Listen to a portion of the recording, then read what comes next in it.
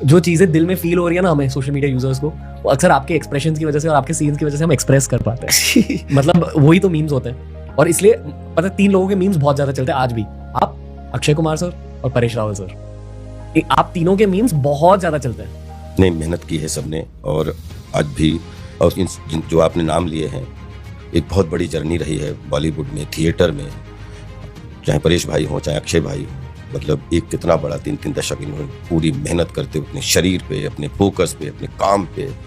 और आज अगर लोगों को, क्योंकि सिनेमा हम लोग अभिनय करते हैं, हमारा मोटिवेशन एक है कि लोगों को अच्छा लगे, लोगों का ब्लड सर्कुलेशन अच्छा हो। और अगर उस ब्लड सर्कुलेशन अच्छा करने में जितने फेसेस काम आ रहे हैं, सबको सैल्यूट करता हूँ।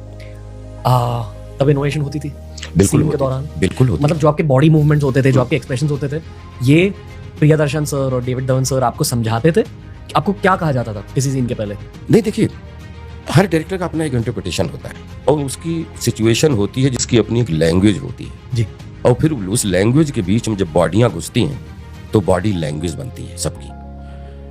और मैच कैसा चल रहा है, कॉमेडी अफेयर चल रहा है, रियलिस्टिक कॉमेडी चल रही है, या ब्लैक कॉमेडी चल रही है, या ग्रे कॉमेडी चल रही है, या स्लैपस्टिक कॉमेडी चल रही है, या मिक्सिंग चल रहा है, फिर उसके लिए तो फिर उतना पढ़ा लिखा भी होना चाहिए ताकि फिर आपकी बॉडी लैंग्वेज, फिर एनिमल इंस्टिंक्टिव क्वालिटीज जो आपके अंदर है, जिसमें आपको गंभीर बात करनी है, क्योंकि हम लोग रियल जी रहे हैं, रियल तो जी नहीं रहे हैं। क्योंकि देखिए, रियल को आप जी नहीं सकते सिनेमा पे जी।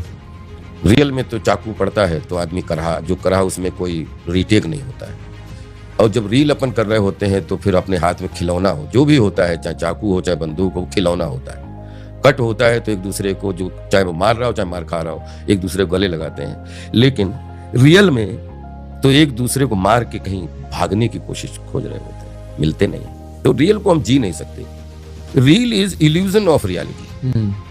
तो जो उस इल्यूजन में जितना भी एक्सपेरिमेंट हो पाए, जितना भी क्रिएटिव, इस सिचुएशन और मजबूत हो जाए। कोई जैसे मकान बनाते वक्त गारा मिट्टी और सरिया सीमेंट, ताकि हर कोना मजबूत रहे। तो आई थिंक डायरेक्टर के इंटरप्रिटेशन और राइटर के लिखे द्वारा सीन में जो बॉडीज हम लोग लगती हैं, जिनमें आंखें होती हैं, वो कोना भरने की कोशिश करते हैं इमोशन की। और उसको चाहे आप बोलें कि एक्सपेरिमेंट किया, या चाहे बोलें प्रैक्टिकल किया, या बोलें इम्प्रोवाइजेशन बोलें, या फिर एक दूसरे का रिएक्शन एक्शन बोलें, उसको कोई भी नाम दे सकते हैं। लेकिन उतना जितना सामने वाला सावधान है, उतना ही सावधान जागरूक आपको भी रहना।